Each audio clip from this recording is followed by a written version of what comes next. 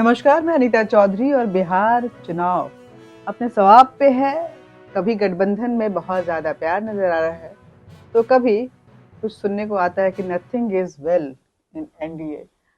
भाजपा के सहयोगी पार्टी की बात अगर करें तो उपेंद्र कुशवाहा सुबह सुबह नाराज नजर आए खुद, लेकिन जब मीटिंग हुई उसके बाद निकले तो all is well in NDA ये कहते हुए नजर आए।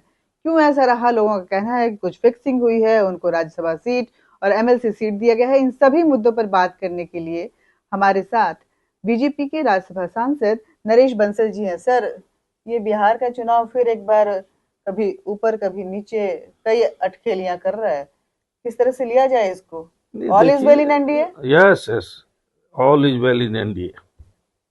लेकिन उपेंद्र कुशवाहा जिस तरह से मिलना कर रहे जुलना हैं। तो एक प्रक्रिया का अंग है। मिलना जुलना, स्ट्रेटेजी पर बात करना, कैसे चुनाव जीतना है, क्या क्या करना है, एक दूसरे से राय समझौता करना। अभी कल को घोषणा पत्र आएंगे, उस पर भी बात करेंगे। तो मिलना जुलना होता रहता है। It is a part and parcel of politics. लेकिन ये क्यों हो जाता है कि सब कुछ ठीक चलते रहता है, जैसे ही चुनाव आता है सीटों को लेकर के उपेंद्र कुशवाहा और जितिन राम मांझी भी नाराजी नजर आ रहे थे। चिराग को भी काफी मान मनोबल के साथ देखिए, रोका गया। तो ये जैसी चुनाव विधानसभा का आया, ये लोग रूठना क्यों शुरू हो गए नहीं और नहीं, मनाने के लिए इतनी डील क्यों की जा रही है? रूठना मनाना डील कोई नहीं होता। क्या है, ये राजनीति है। और राजनीति में हर आदमी का है एवरी दिल मांगे मोर इन पॉलिटिक्स। अच्छा। तो हर कोई सोचता है मुझे जितना ज्यादा मिल जाए, लेकिन जब तथ्यों पर बात होती है तो सब चीजें ठीक हो जाती है। अच्छा। उसमें कोई ऐसी बुराई नहीं है। अपनी बात कहना, सुनना, अंत में मान लेना। तो ये एक प्रक्रिया का अंग है राजनीति। लेकिन एक मैसेज जा रहा है कि कहीं ना कहीं बिहार में बीजेपी उतनी मजबूत नहीं है, क्योंकि अपने छोटे छोटे सहयोगी दल दल की पार्टियों से भी के सामने भी उनको झुकना पड़ रहा है और एक बड़े लेवल पे डील करना पड़ नहीं रहा है। नहीं, क्या ये सही है? देश के अंदर भारतीय जनता पार्टी एकमात्र ऐसी पार्टी है जो गठबंधन धर्म निभाना जानती है। हम्म। अटल जी ने 28 दलों के साथ गठबंधन धर्म निभाया, सरकार चलाई। और मुझे आपत्ति है आपने जो प्रारंभ में करते हुए कहा शब्द कि महागठबंधन में प्यार और एनडीए में तकरार, जबकि उल्टा है। महागठबंधन में तो अभी तक कुछ हुआ ही नहीं है। अच्छा। यहाँ तो सीट्स डिक्लेयर हो गई, अच्छा। टिकट डिक्लेयर हो गए। हाँ। उसको आप तकरार कह रहे हो, और जहां पर कुछ हुआ ही नहीं वहां प्यार बता रहे हो। लेकिन जीत के ताल ठोक रहे हैं तेजस्वी यादव और राहुल वो गांधी। तो चुनाव के मैदान में या कुश्ती के मैदान में जो भी आता है, हर पात्र अपनी जीत की बात बोलता है। परिणाम जब आता है तब पता लगता है। वो वैसे थर्ड थर्ड फ्रंट पे चल रहे हैं। वो सारे फ्रंट आएंगे। वो पीके का भी फ्रंट है, ओवैसी का भी फ्रंट है, सैनी का भी फ्रंट है। तो सारे फ्रंट हैं। उन सारे फ्रंटों में सरकार एनडीए की बनेगी, ये आप आश्वस्त होके बोल रहे ये हैं? पक्का।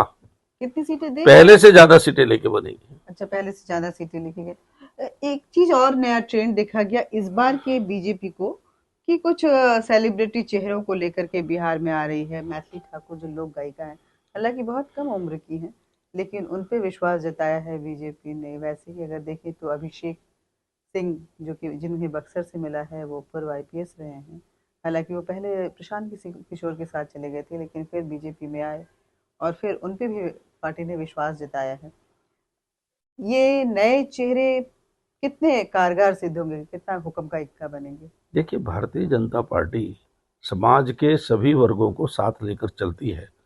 उसमें अधिकारी भी रिटायर्ड अधिकारी भी हो सकते हैं, विभिन्न क्षेत्रों की सेलिब्रिटीज भी हो सकती है। सबको राजनीति में आने का अधिकार है, और राजनीति के माध्यम से देश की समाज की सेवा करने का सबका अधिकार है।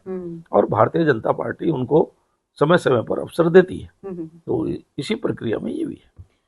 एक अंतिम सवाल, इस सब के बीच में जो एनडीए की बीजेपी की अलायंस की जो सबसे बड़ी पार्टी है बिहार में, जेडीयू, उसने अपने सहमति को जताते हुए चिराग पासवान को 3 सीटें दी थी, लेकिन उन 3 सीटों पे अपनी कैंडिडेट भी उतार दिए। सब कुछ ठीक है? सब कुछ ठीक है। कहीं पर थोड़ा बहुत होगा पेज, तो नामांकन के नाम वापस लेने की आखिरी तारीख तक ये सब चीजें चलती हैं। उससे पहले सब सॉल्व हो जाएगा। मतलब all is well. All is well. देखिए, नरेश बंसल जी बोल रहे हैं कि all is well in NDA, और साथ में ये भी बोले कि ये राजनीति है, यहाँ पे हर कोई बोलता है कि ये दिल मांगे मोर। तो वैसे हम लोग भी जानते हैं कि हर एक दोस्त, तो ऐसे में ये राजनीति जो है वो किस तरह से बिहार में करवट लेगी ये 14 नवंबर के बाद पता चलेगा।